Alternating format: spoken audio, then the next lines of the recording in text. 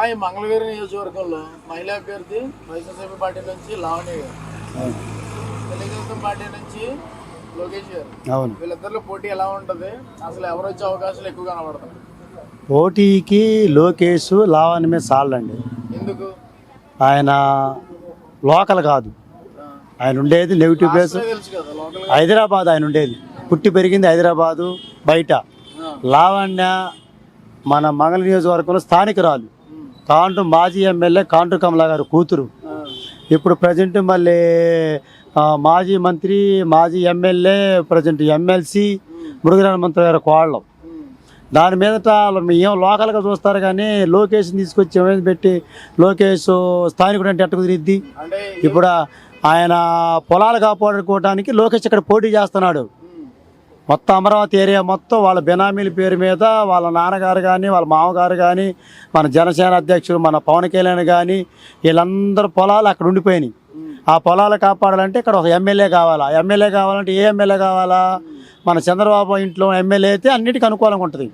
బయట ఎమ్మెల్యే అయితే రేపు అనుకూలంగా ఉండడు కదా, అవసరం మారిపోవచ్చు వైసీపీ పార్టీలోకి. అందుకని సొంత కొడుకుని పెట్టుకొని ఈ పొలాలు కాపాడుకోవడానికి లోకేష్ని పెట్టి ఆమె మీద గెలిపిద్దని చూస్తున్నారు. కానీ మన లావాణ్య మీద దేనికి సాడడం. ఒక ఆడ మనిషి మీద పోటీ అంటమే ఒక ఇది, ఒక మగమని తెచ్చి ఆడ మనిషి మీద పోటీ చేయటమే తప్పు. దానికి మళ్ళీ నేను లోకేష్ని చేస్తున్నాను, లావాణ్య మీద దేనికి పోటీ అయినా దేనికి సాడలేదు. ఎందుకంటే స్థానికంగా ఎస్సీ ఎస్టీ బీసీలు ఓటింగ్ ఎక్కువ. 2,36,000 ఓటింగ్ ఉంది నియోజకవర్గంలో. అంటే ఒక ఎస్సీలే 70,000 ఓటింగ్ ఉంది, ఎస్సీలు. బీసీలు 50,000 ఓటింగ్. అట్లాగా మైనార్టీలు ఒక 20,000 అట్లా ఏదైనా సరే ఆమె గెలవటానికి పూర్తి కారణాలు ఉన్నాయి. ఆమె గెలవటానికి అవకాశం ఉంది. కనీసం 10,000-20,000 మెజార్టీతో ఆమె గెలిచింది లావణ్య. మనకు అభివృద్ధి ఏముందండి? ఇప్పుడు ప్రస్తుతానికి అభివృద్ధి ఉండటానికి మనకేముంది? కేంద్రం మనకేమీ లేదు. మనకి కేంద్రం ఒక రాష్ట్రాన్ని విభజించి ఈ రాష్ట్రం మీద అందగానే మనకు ఎంత డబ్బులు ఇచ్చి అది ఇన్ని కంపెనీలు ఇచ్చి కేంద్రం మేము చేస్తాం. మనకి కేంద్రం కాంగ్రెస్ పార్టీ మనల్ని అన్యాయం చేసింది బాగా కేంద్రం. దాని మీద అభివృద్ధి ఏముంటుంది? మనకి సీఎం గారు జగన్ సీఎం అవ్వటం వల్ల, ఆ నవరాత్రులు రావటం వల్ల అందరూ పేదల్లోకి ప్రతి కుటుంబంలో ఏదో ఒక పథకం ఉంది. అమ్మఒడి కానీ ఇప్పుడు నా ఇంట్లోనే 2-3 పథకాలు తీసుకున్నాం. మా ఇద్దరు పిల్లలు కాలేజ్ చదివారు, ఇద్దరు పిల్లలకి విద్యా కానుక పడింది, మా అబ్బాయికి అమ్మఒడి పడింది, నాకు హౌసింగ్ లోన్ ఇచ్చింది. ప్రతి ఒక్కరు పేద ఎస్సీల ఇళ్లలో ప్రతి ఇళ్లలో పథకాలు ఉన్నాయి. పథకాలు ఉన్నప్పుడు ఇంకా వైసీపీని ఎందుకు కాదంటారు జనం? కాదడానికి అవకాశం లేదు కదా. అందుకని వీళ్ళున్నంత వరకు లావన్నా 10,000-20,000 మెజార్టీ పైన గెలిచిద్దామా. అంటే ఇంట్లో వాళ్ళు ఒక మంత్రులు ఎమ్మెల్యేలు మాజీ ఉన్నారు కాబట్టి అభ్యర్థులు సరిపోతాయి గెలవడానికి? అభ్యర్థులు సరిపోతారు. ఆమె సరిపోద్ది గెలవటానికి, ఆమెకు అవకాశాలు ఉన్నాయి గెలవటానికి. లోకేష్ అవకాశం లేదు, ఎందుకంటే ఆయన నాన్ లోకల్ కాదు ఆయన. అంటే లోకల్కి నాన్ లోకల్ మరి అంతే. ఇప్పుడు మన ఇంటి పక్కన చూస్తారు కానీ ఎవడు విజయవాడ వచ్చి ఇక్కడ అద్దెకున్న వాడిని పట్టించుకుంటారు జనం? పట్టించుకోరుగా. మన ఇప్పుడు ఇంటి పక్కన ఉన్నవాడిని, మా ఇంటి పక్కన మాకు మంచిగా తెలిసిద్ది కానీ పక్కన కొత్తగా వచ్చి మనకేం తెలిసిద్ది? అంతేగాని లోకేష్ వచ్చి ఇక్కడ నేను పోటీ చేస్తాను అంటే ఆయన పోటీ చేయడానికి కారణం ఏంటంటే ఆయన పొలాలు కాపాడుకోవాలా. రేపు కనీసం సెంటు స్థలం ఇచ్చాడు జగన్ అమరావతిలో. ఉన్నంత వరకు కట్ట పక్కన అక్కడక్కడ ఫారెస్ట్ ఉన్న వాళ్ళకే స్థలాలు ఇచ్చారు, సెంటు స్థలం. దాని స్థలం యాలి 10 లక్షలు. ఏంటి ఆ స్థలాలన్నీ ఎక్కడైతే పేదలు తీసుకుంటారని లోకేష్, చంద్రబాబు, మన జనసేన పార్టీ అధ్యక్షుడు పవన్ కళ్యాణ్ వీళ్ళందరూ పొలాలు కాపాడుకో వాళ్ళ ప్లాన్లో ఉండి ఈయన పెట్టారు అభ్యర్థిగా. అంతే. ఇది జనాలు తెలుసుకోవాలి ముందు, ఇది జనం ఓటర్లు తెలుసుకోవాలా. లోకేష్ ఎందుకంటే పోటీ చేస్తున్నాడు, ఆయన పొలాలు కాపాడుకోవాలా, ఆయన ఆస్తులు కాపాడుకోవాలా తప్ప పేదవాడి మీద ఏ రోజు లోకేష్కి ప్రేమ లేదు. లోకేష్కి ఏ రోజు ప్రేమ లేదు. లోకేష్కి ఏమన్నాడైతే ఇప్పుడు వచ్చి నేను పోటీ చేస్తాను అంటున్నాడు. అంతకుముందు ఏమైంది? చేశాడు, కరెక్టేనండి. తిరగాలి జనాల్లో. ఇప్పుడు ఈ మధ్యలోకి వస్తున్నాడు. ఇప్పుడు వాళ్ళు ఎవరు కాండ్రు కమల గారు ఫారెస్ట్ ల్యాండ్లో బోర్లు వేసింది కాండ్రు కమల మాజీ ఎమ్మెల్యే. మరి ఆమె కూతురే పోటీ చేస్తుంది. మరి ఆమెకు పోటీ ఆమె ఓటు ఎవరికి వేస్తారు? లావణ్య గారు అభివృద్ధి కార్యక్రమాలు చేయాలి, వాళ్ళ అమ్మగారు చేశారంటున్నా కాండ్రు కమల గారు. మరి అంతే. ఇప్పుడు ఆమె గారు వచ్చి నా కూతురు నిలబెట్టామని అందరిని అడుగుతున్నావా?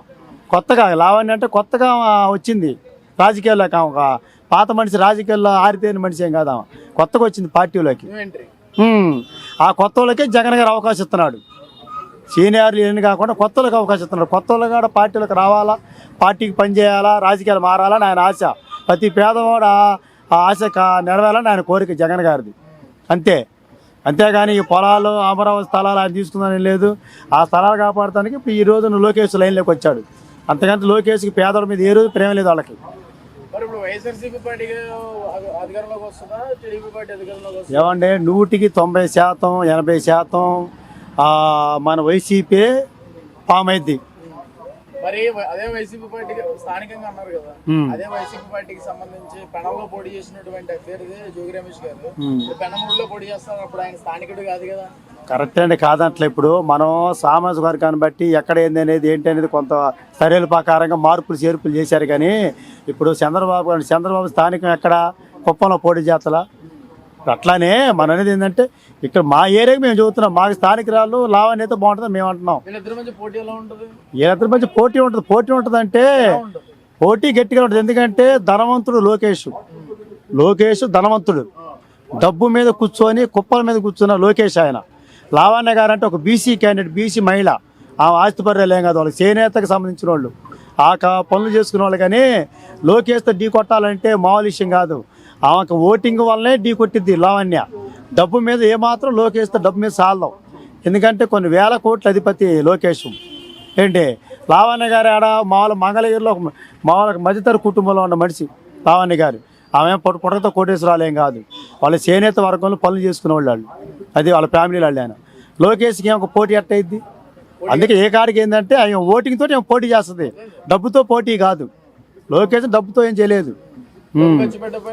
లోకేష్ ప్రతిది ఇంటికి వచ్చి డబ్బులు ఇస్తున్నాడు. ఇదివరకు డబ్బులు ఇవ్వటం అంటే ఏంటి, ప్రతి పేదవాడిని ఫస్ట్ నుంచి కాపాడుకుంటూ రావాలా.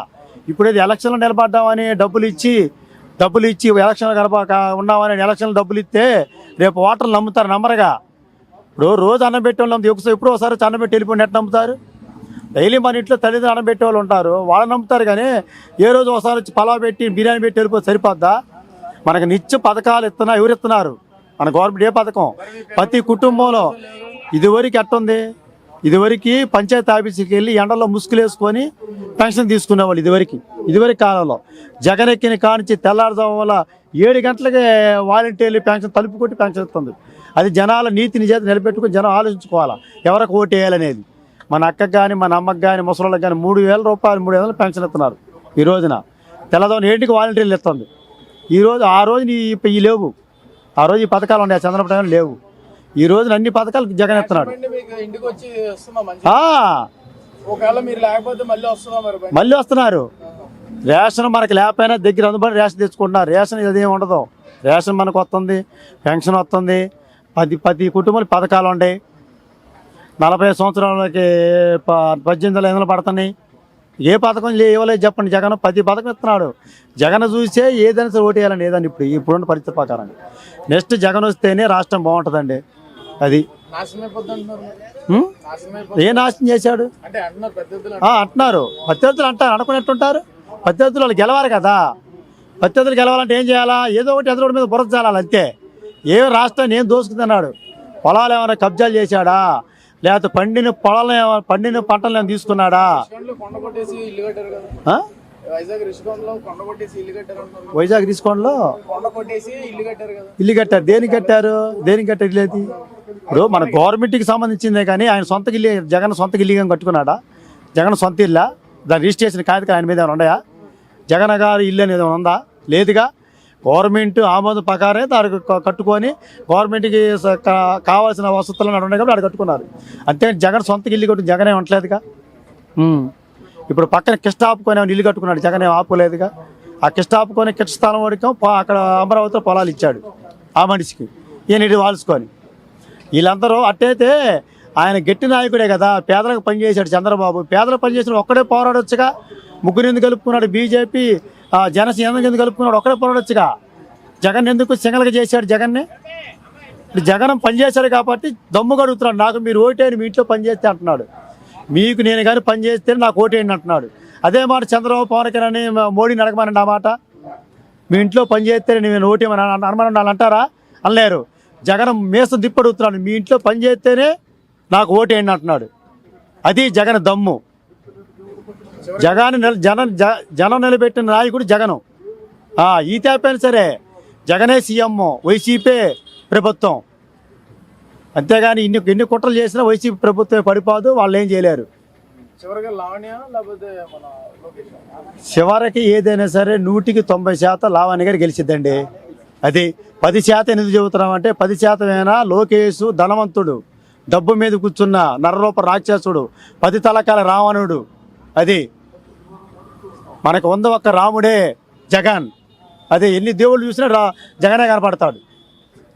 లోకేష్ 10% డబ్బు ఉంది, డబ్బుతో కొంటాడు. రేపు ఓటుకి 20,000 ఇస్తాడు ఇంటికి వచ్చి, ఇచ్చే కెపాసిటీ లోకేష్ ఉంది. అయినా కాడ మాకు కావాల్సింది లావణ్యాన్ని గెలిపించుకుంటాం. ఈ 2వ తరం మేము ఎస్సీ, మాది ఎస్సీ, మేము ఎస్సీలు కానీ బీసీలు కానీ 100% లావణ్యకి ఓటేస్తాం, వేపిస్తాం. తిరిగి కాడ లావణ్య గెలిపించుకుంటాం.